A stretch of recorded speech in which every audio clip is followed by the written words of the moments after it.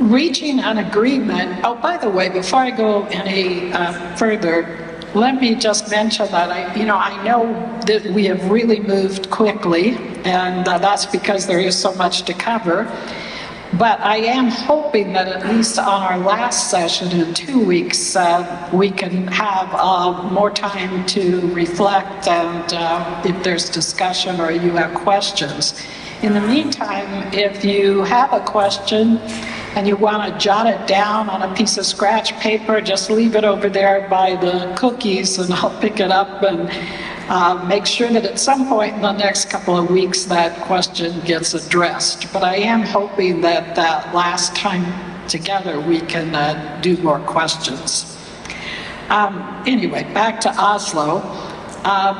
On the part of the PLO, Arafat said that they would accept Israel's right to exist, which is a biggie, and Arafat also promised to abandon terrorism. They would give up their terrorist activities and commit to a negotiated settlement.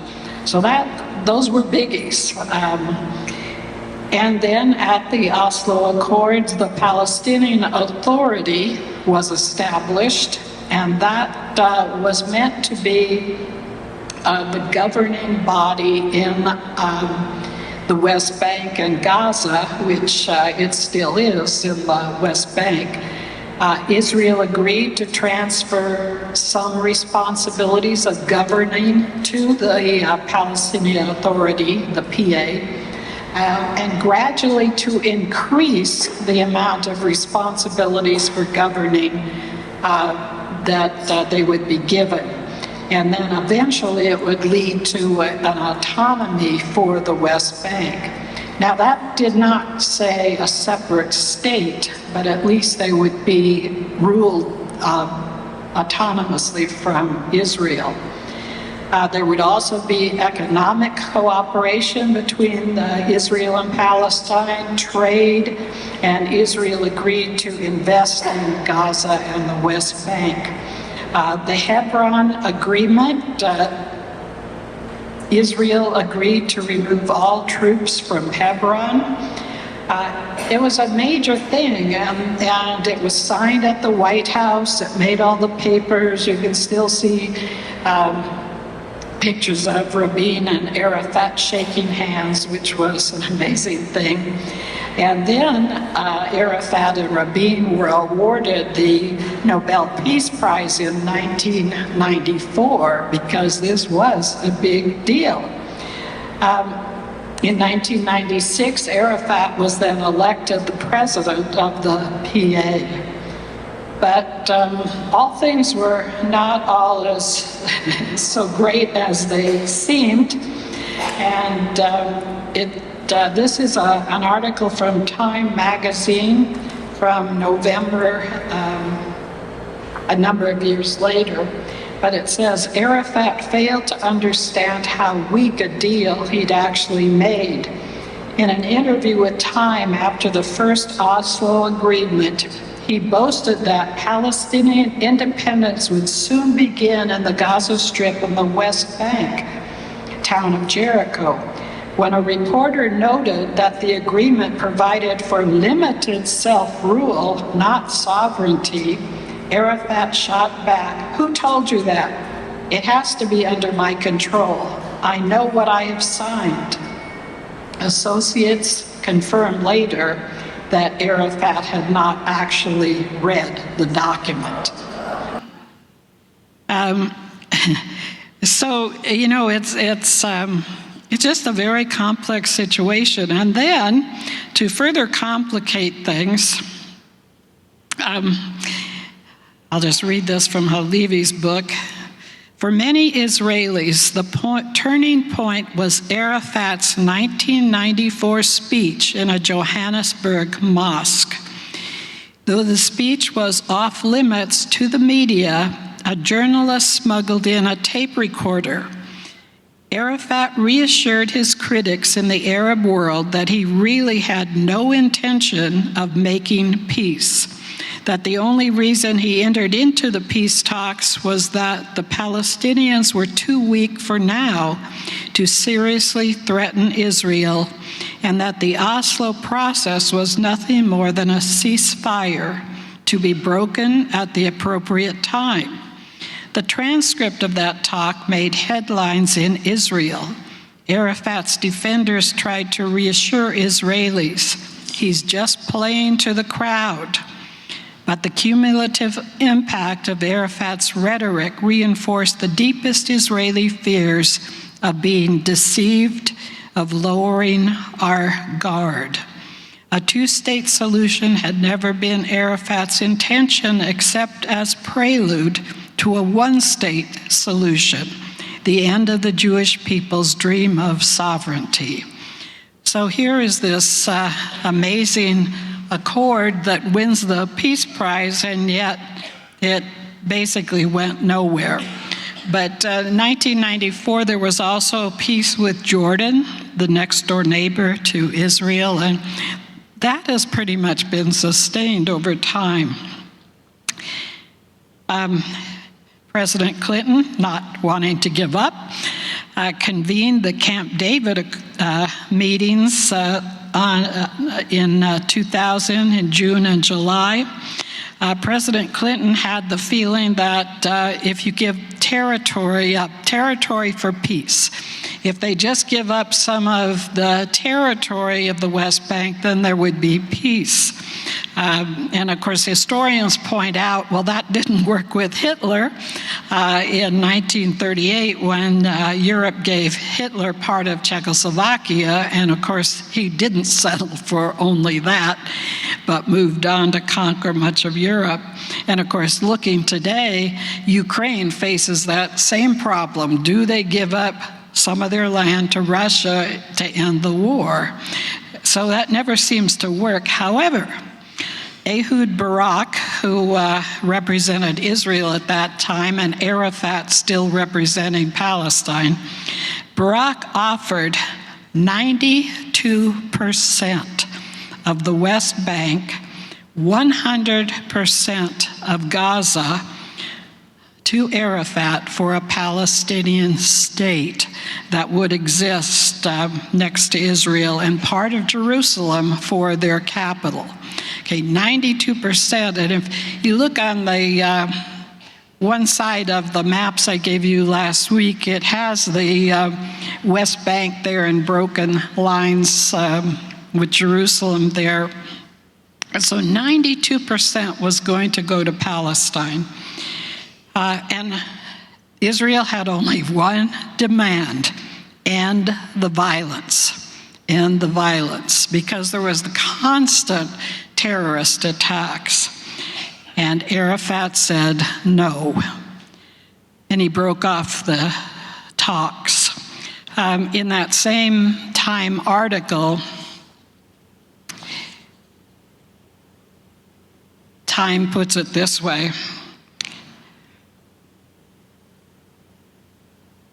at the Camp David peace talks brokered by President Bill Clinton in 2000, negotiators for Israeli Prime Minister Ehud Barak, who was determined to make a final deal ending the Israeli-Palestinian conflict for good, put forward compromises more generous than any Israeli leader had offered before.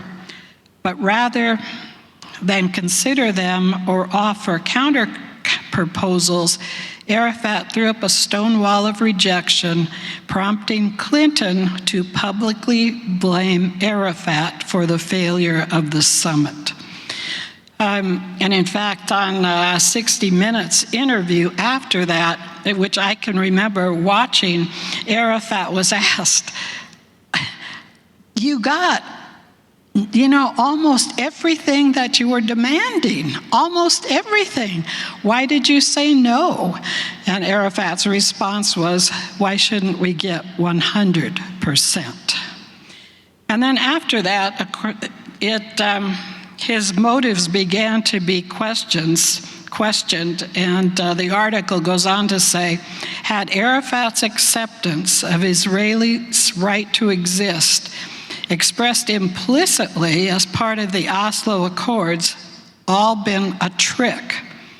Arafat encouraged the view by at times likening the Oslo agreements to a tactical truce the Prophet Muhammad negotiated with his enemies only so that he could later conquer them. So Oslo didn't really work. Camp David's didn't seem to work either when they offered 92% of the West Bank. During the campus protests, pro-Palestinian protests in this past winter and spring, Hillary Clinton made the strong statement that the students who were protesting really did not know their history, and she pointed back to her husband's presidency and said, "Don't you realize they were offered their own state and they refused?" And so, but people forget history. And that's one of the really sad things about the whole situation today, is that so much of the history has been forgotten.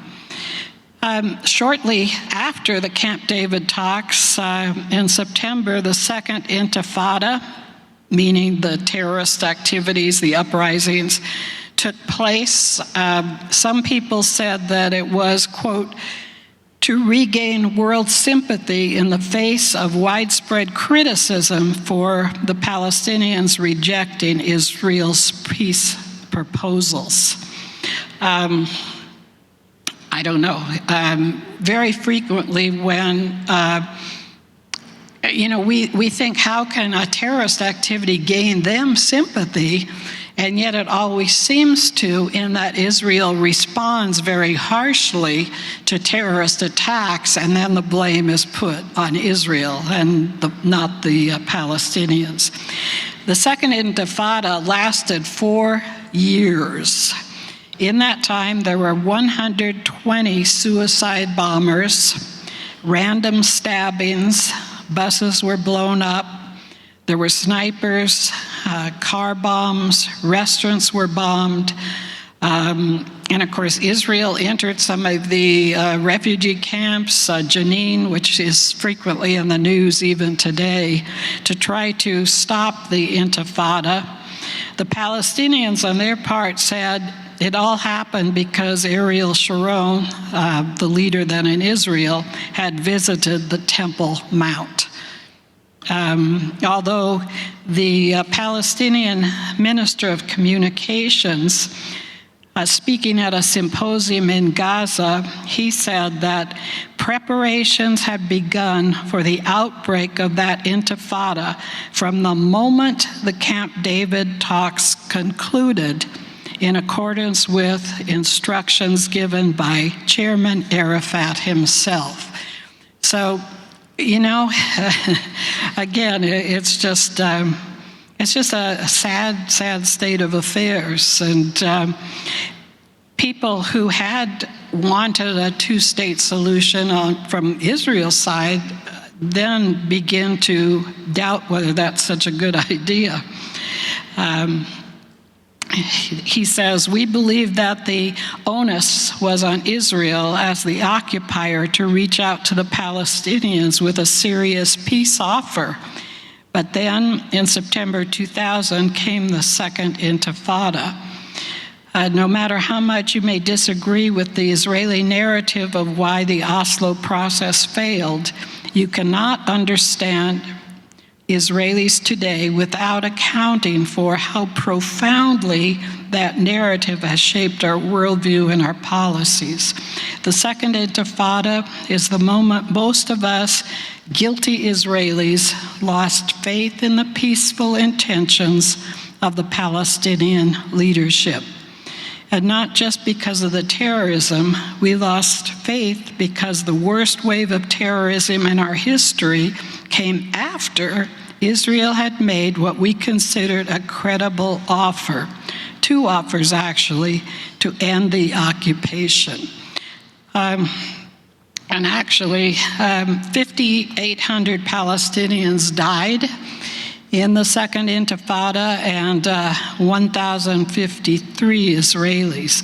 And then in December, that year that the Intifada began, December 19th in Egypt, Barak, Ehud then increased his offer up to 96% of the West Bank, and Arafat's reply was, quote, "They want me to betray the Palestinian cause." Well, in what sense would accepting 96% of the West Bank for a Palestinian state be betraying the Palestinian cause? Unless, of course, the cause was they wanted no more Israel. They wanted from the river to the sea. At that point, Benjamin Netanyahu had made the comment the Palestinians were not interested in having a state of their own next to Israel. They were interested in having a state of their own instead of Israel. And so you can't help but think that Netanyahu now opposing the idea of a two-state solution, it goes back to those kind of experiences that would lead him to doubt that they're serious, that they really want two states. They want one state, and it needs to be Palestinian. And that is not true for all the Palestinians.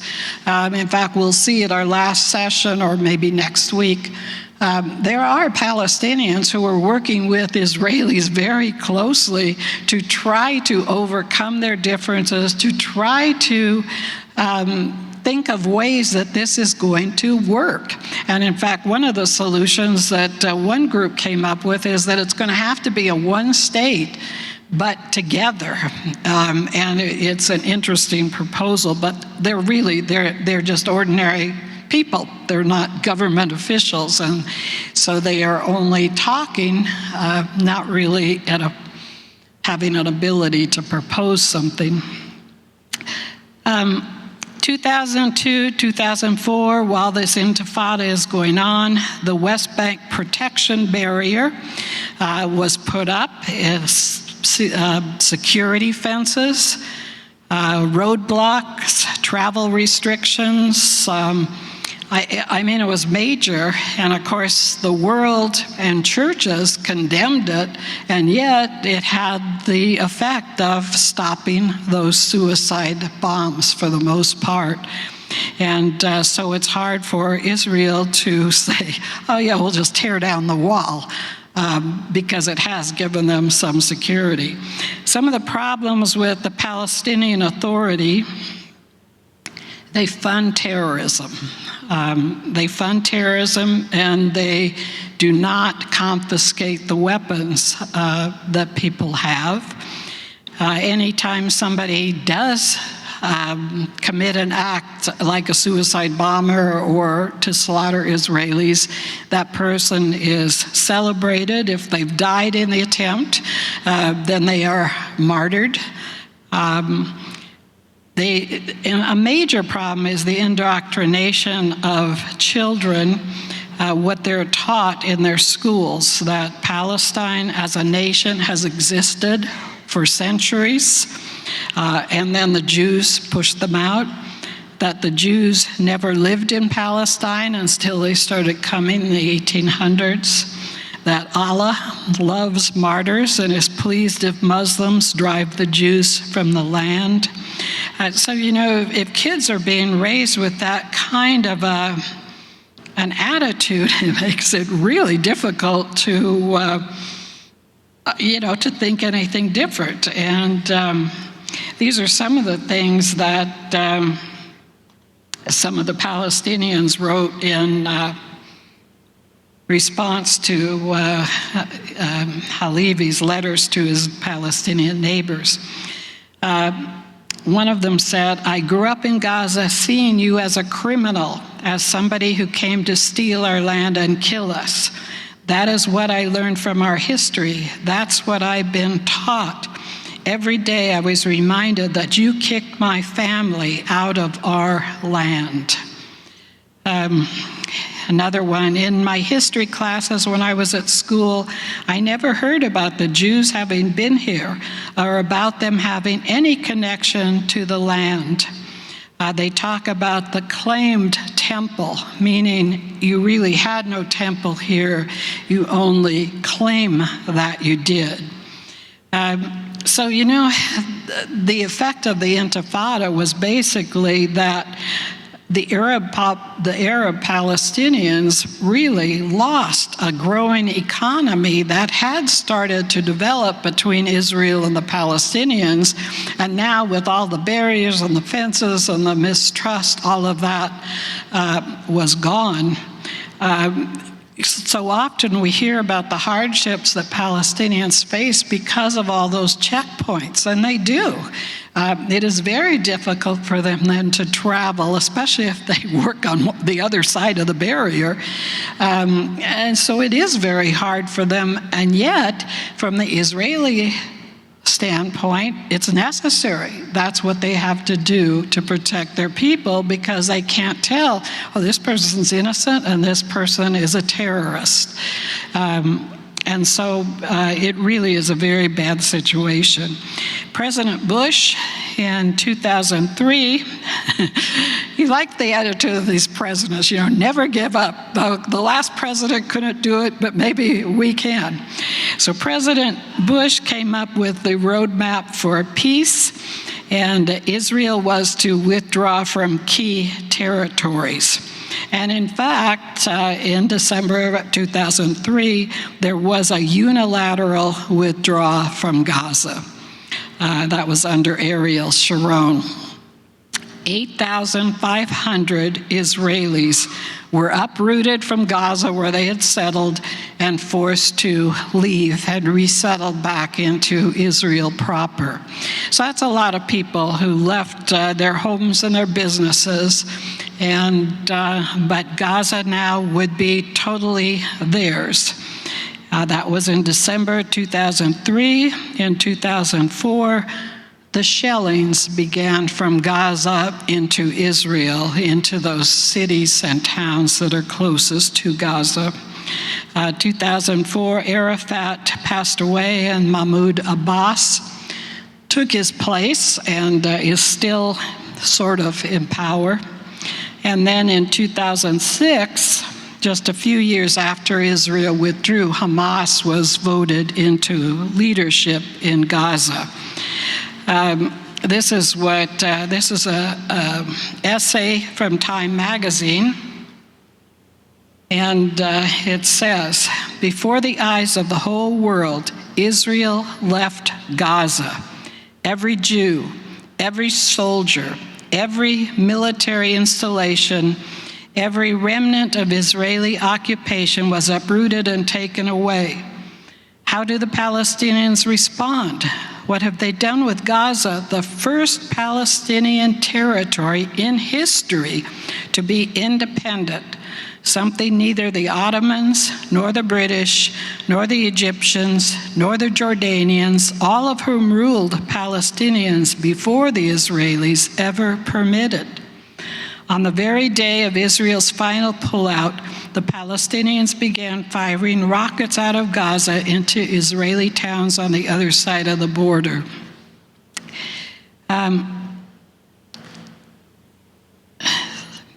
Let me just skip some of this.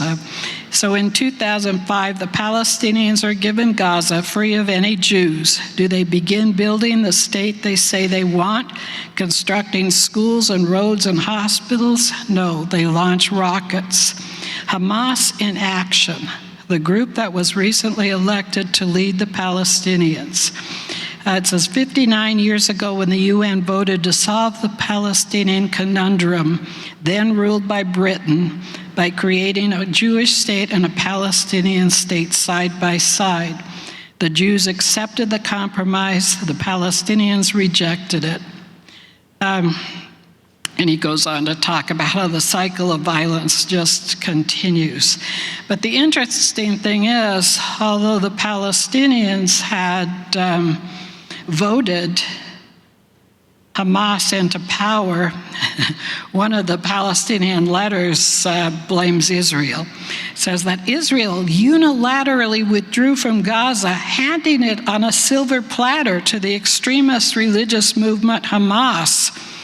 Well, no, they had not done that. They were voted into power by the Palestinians.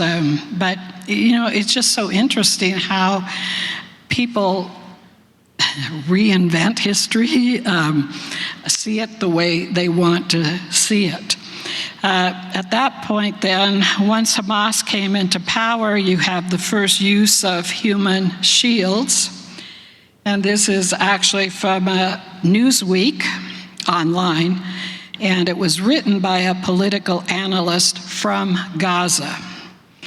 In November 2006, months after Hamas won parliamentary elections and the group began entrenching its rule in Gaza,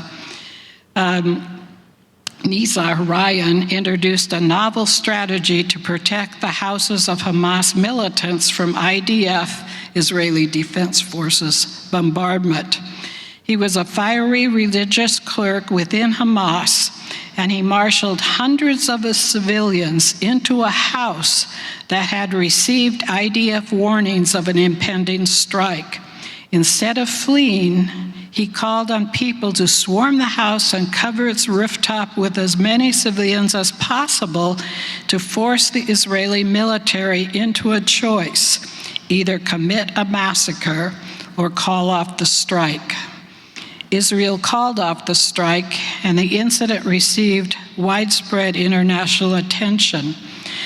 Though the tactic drew condemnation from Human Rights Watch, which criticized calling civilians to a scene of a planned attack as risky and dangerous, Hamas leaders I won't mention his name here, they praised the tactic as a marvelous feat of perseverance and nonviolent resistance.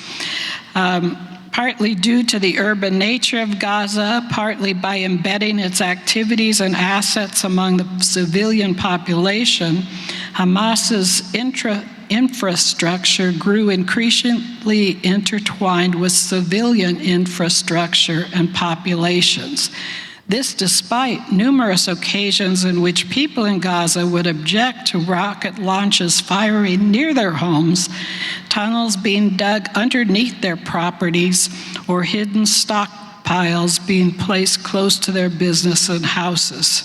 Hamas mostly used the stick approach to silence oppositions to its military encroachment upon civilian areas.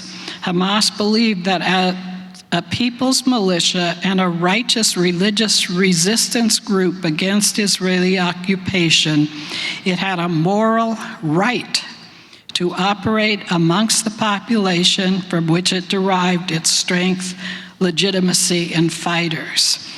So they have no problem with having, military installations and weapons buried under a school. While it is true that Hamas would use these places for its activities, it unfortunately became exceptionally easy for the IDF to justify civilian casualties, wrongful deaths, and questionable actions by blaming Hamas for embedding itself amongst the civilian populations.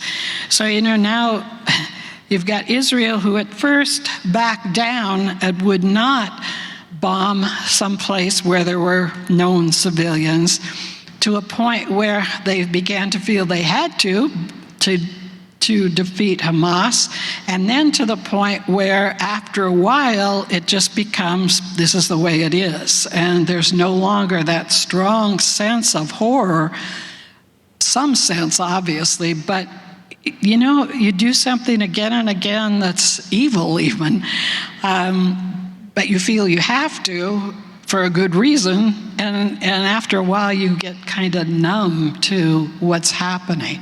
And so both sides have really lost out on, because of a very horrendous decision on the part of Hamas. In 2006, there was a second war with Lebanon. It only lasted 5 weeks because pretty much the UN insisted that there be a ceasefire, that it end.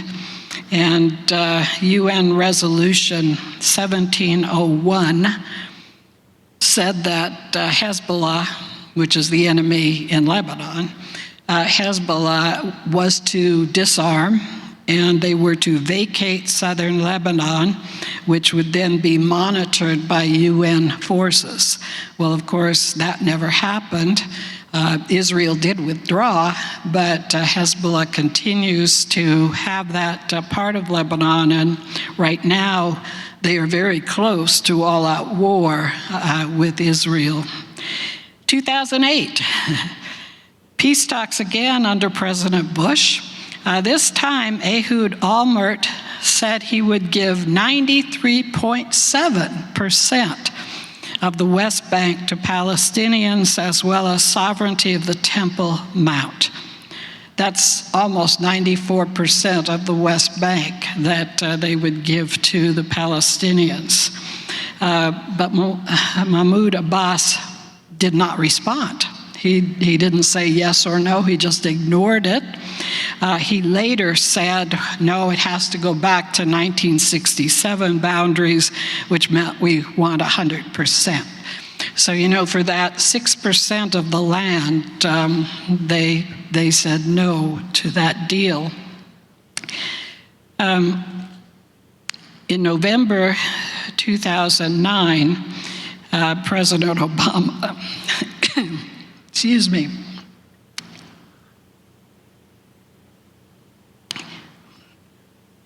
and by the way, that offer made by Israel in 2008 of almost 94% of the land was the very last time that Israel ever offered to give up land for a two-state solution. They just made the assumption Palestinians really, that's not what they want. Excuse me. In 2009, President Obama tried to get them to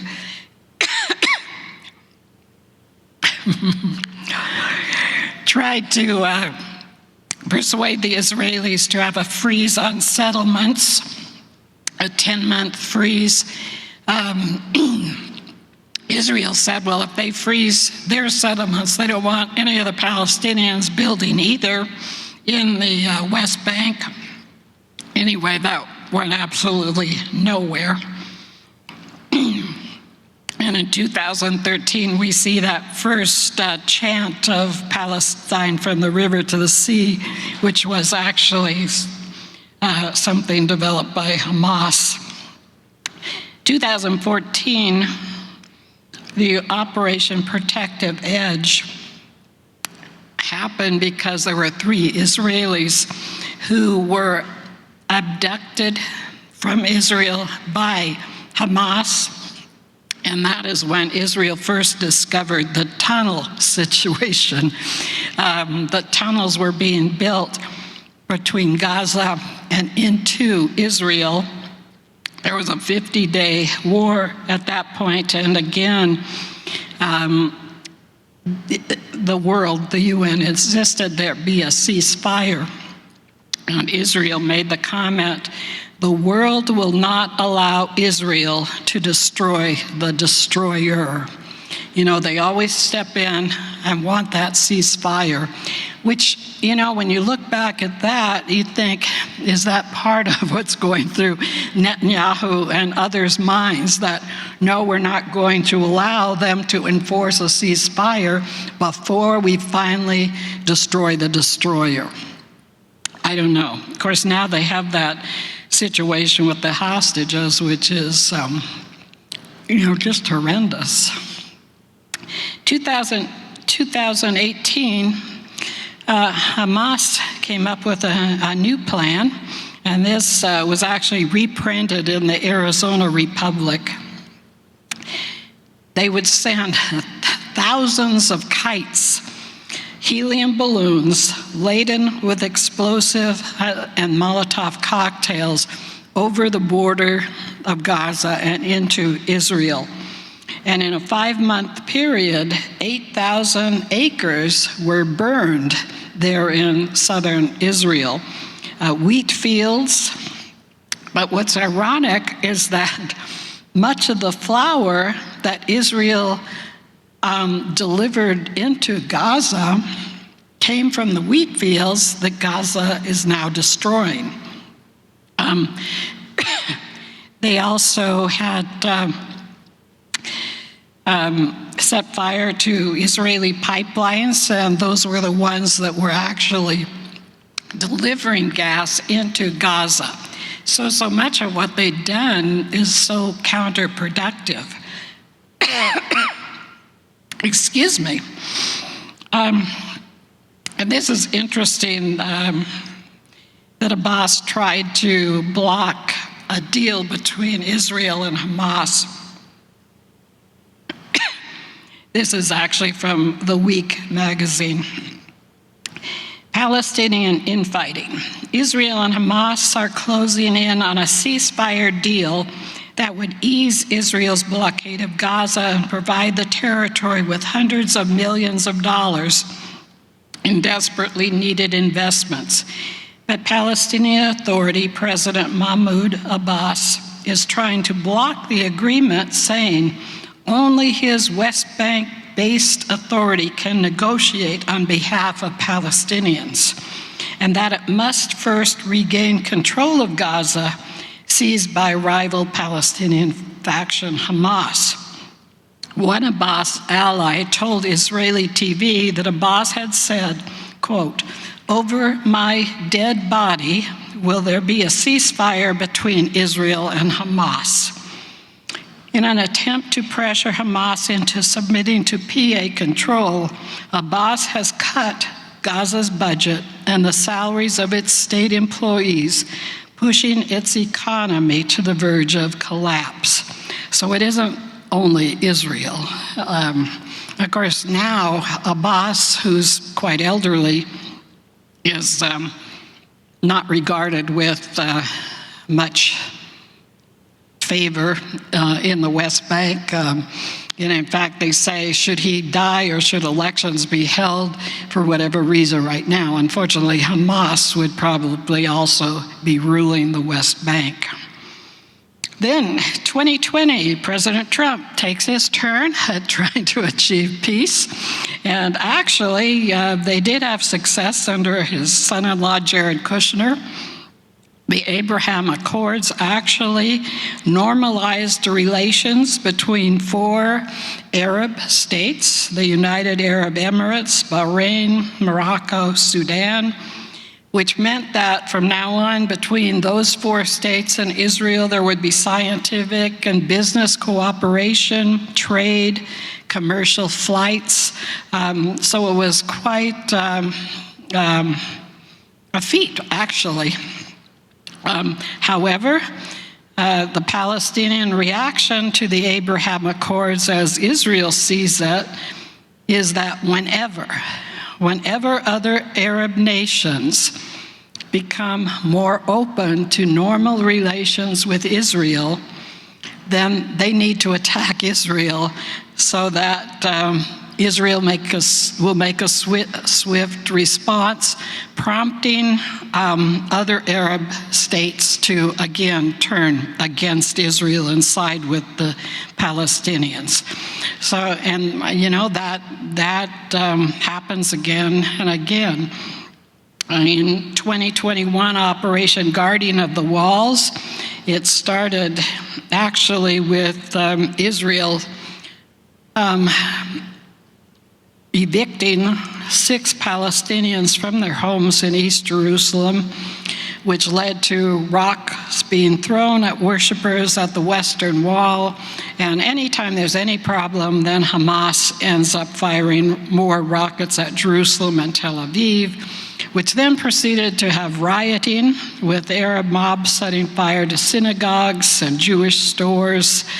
And Jewish mobs, on the other hand, were pulling Arabs from their car and beating them. The IDF did destroy miles of tunnels in Gaza at that point, and this is, 3 years ago. And the worldwide response was one of total anti-Semitism, which, as you read, and these are from the Week magazine again, it's so much like today. Whenever violence erupts in the Middle East, the focus of anti-Semitism roars forth in Germany. The terrorist group Hamas began raining thousands of missiles onto Israel last week, and when Israel fought back, many protesters in Germany denounced not Hamas, but the Zionists. The anger went far beyond politics. It was not directed at Israel, but at Jews. Howling mobs marched in front of synagogues and Jewish community centers to thunder out their hatred of Jews, to burn Stars of David, and terrorize Jewish citizens. So, this is 3 years ago. I mean, it's like everything's repeating. Palestinian Authority Mahmoud Abbas, who controls the West Bank, helped fuel the violence.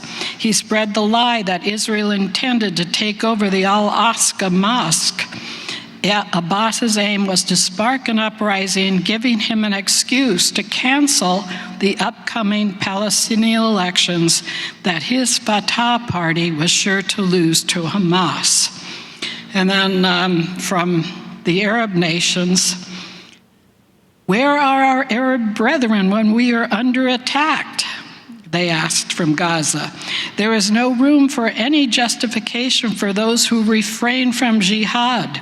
We finally are striking the Zionists in their cities as they have long bombed ours, and our brave warriors in Gaza could destroy Israel once and for all if they were joined by forces from Lebanon and Syria and Iran and Iraq and Yemen in the south.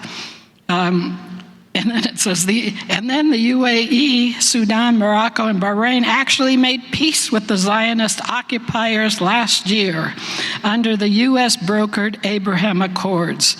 We Palestinians are on our own. So, it's how do you begin to have peace with those kinds of attitudes? And of course, anti-Semitism obviously is still very much a problem. And then the UN, not much help. And in fact, this too is from the Week magazine. Criticism of Israel can be legitimate, but let's face it, quote, the rules for Israel are different. Last year, 73.9% of all condemnations by the UN General Assembly were directed at Israel. 74% of all condemnations.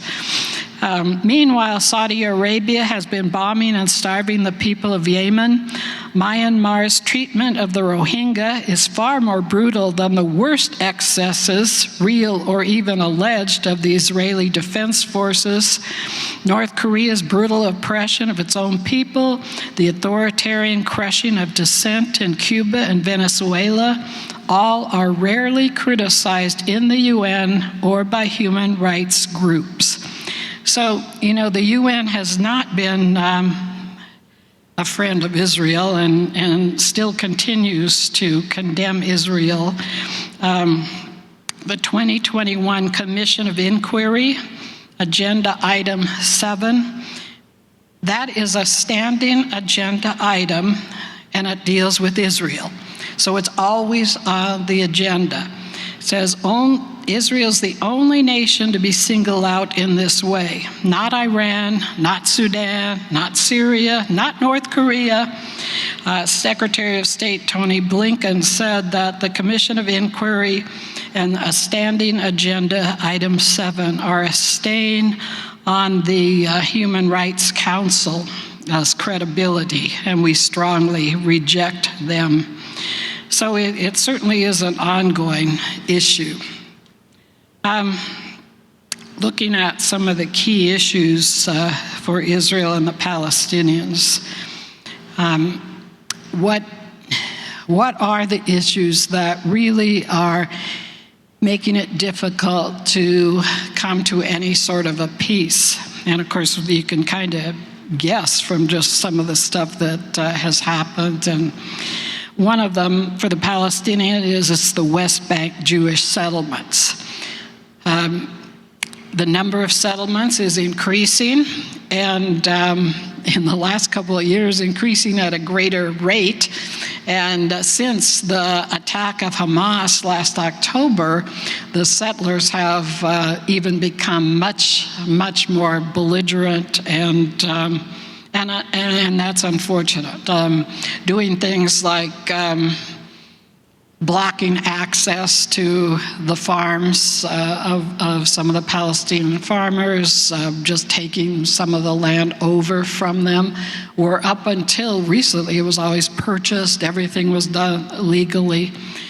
But they feel that with so many settlements happening in the West Bank, there is no way that they are going to have their own state, because it would be so disconnected unless the settlements are forced to disband and the settlers resettle elsewhere.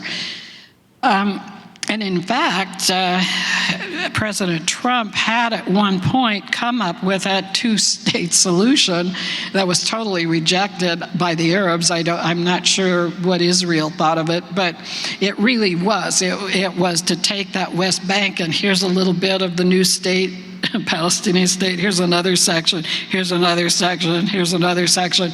It would be like the United States being made up of, California, Minnesota, Nebraska, Vermont. You don't have a country that way. You kind of need it to be together for the most part.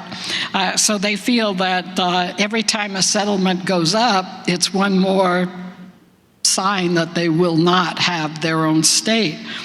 And the Palestinian Authority really is no good at defending the Palestinians there.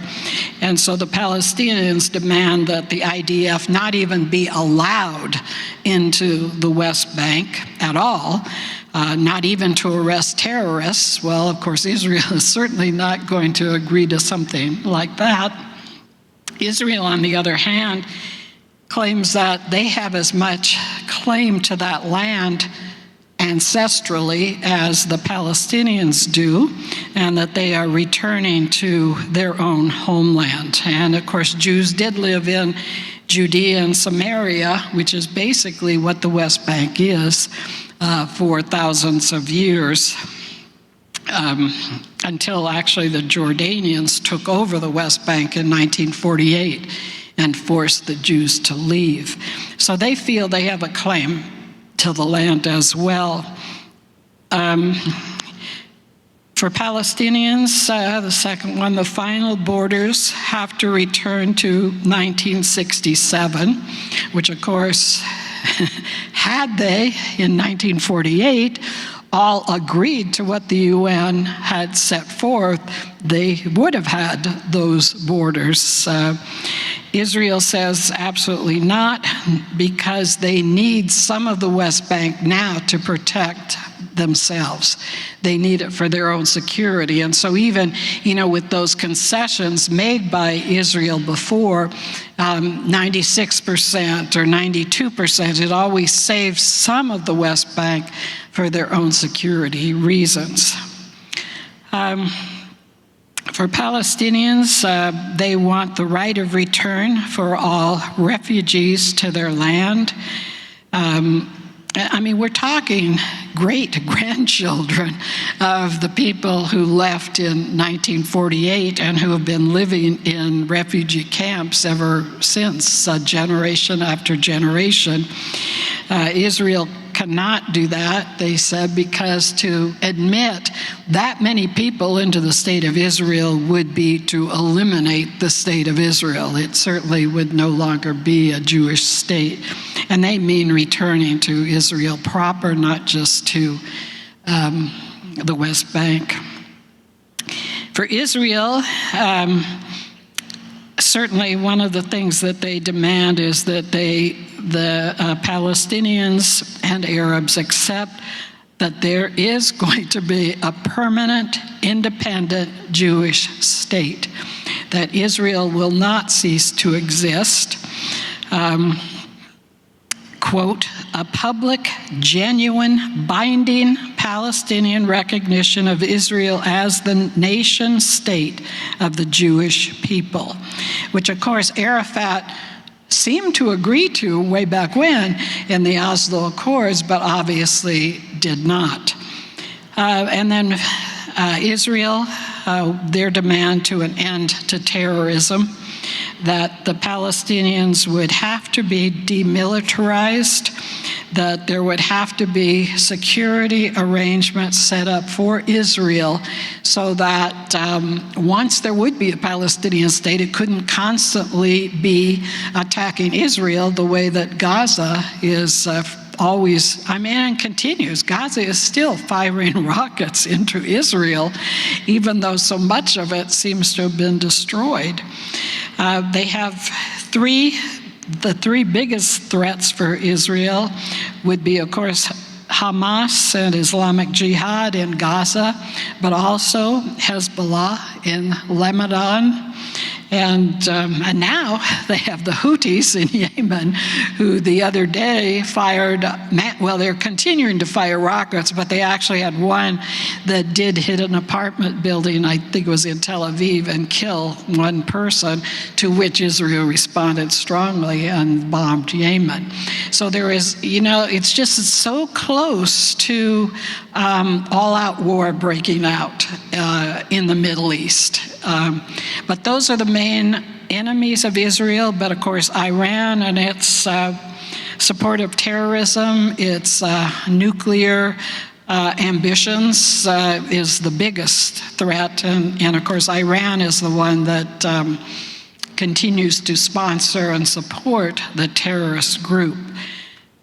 One man's terrorist is another man's freedom fighter, and of course that's the way a lot of people are looking at the Palestinians and even Hamas, that they aren't so much terrorists, they are freedom fighters, and it's only Israel who's the oppressor who considers them terrorists. And you see that in a lot of intellectuals, college campuses and students, occasionally the media. And yet any support of terrorism it just excuses it and encourages it to happen all the more. And so if Hamas manages to gain its objectives through terrorism, not only does that encourage them to continue terrorism, but encourages terrorist groups all over the world to try that very same thing, if it's going to work. The end justifies the mean kind of thing. And the thing is, so many of the people who have protested for the Palestinians really are very ignorant of the history, as Hillary Clinton's comment made clear. But you also have, it said in an economist poll found that 1 in 5 18 to 29-year-olds believe the Holocaust is a myth. An additional 30% said they don't know if it's a myth or not. And then this was really absurd almost. UC Berkeley, this was from an article in the Times, LA Times last fall. UC Berkeley political scientist Ron Hassner recently conducted a small survey of college students on issues related to Israel. Most students, 86%, supported the popular chant, "From the river to the sea, Palestine will be free." But nearly half, 47%, couldn't name the river or the sea. Some guessed that the river was the Nile or the Euphrates, and that the sea was the Atlantic or the Caribbean.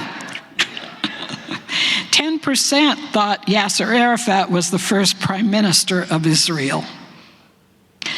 And you know, when you go back to like the Oslo Accords and the Camp David Accords, you know, you have to keep in mind too that Yasser Arafat pretty much was determining the response to those agreements and to those offers. The Palestinian people didn't have a chance to vote.